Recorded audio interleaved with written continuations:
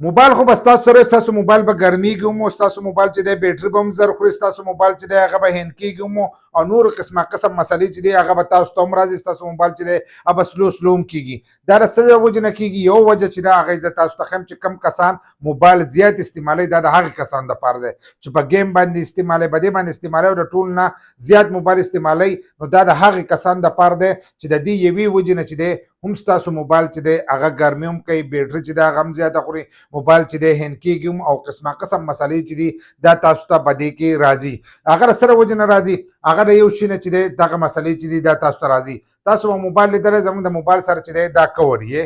دا کور به تاسو لیدلی، موږ د خپل موبایل ته دا کور ور اچولی. کله چې موږ دا کور ور واچو نو د دې موبایل په دې باډۍ باندې چې دی هوا نه لګي، هوا نه لګي، د دې د وجې نه موبایل چې دی ګرمي کوي چې موږ یې زیات استعمالوو. کور چې دی دا د حفاظت دپاره دی، که موبایل ارتاو شي نو په دې کې محفوظ وي. خو نه، که تاسو موبایل زیات استعمالوئ په هغه وخت کې د دې نه کور چې دی دا لازم لر کوئ، چې کور ته تاسو لر کوئ نو په دې باندې به هوا لګي، دی به هینګ کېږي هم، نو ګرمي به هم نه کوي، موبایل چې دی بیټري به هم زیاته نه خوري، نور زیاتې مسلې دي په دې کې چې هغه مسلې چې دی هغه به د دې نه وځي. که کم کسان زیات موبایل استعمالوي د هغو دپاره، د عام استعمال لپاره نه، کم چې زیات استعمالوي، نو دا کور چې دی دا د ټول نه غټه وجه چې دا د دې جوړیږي.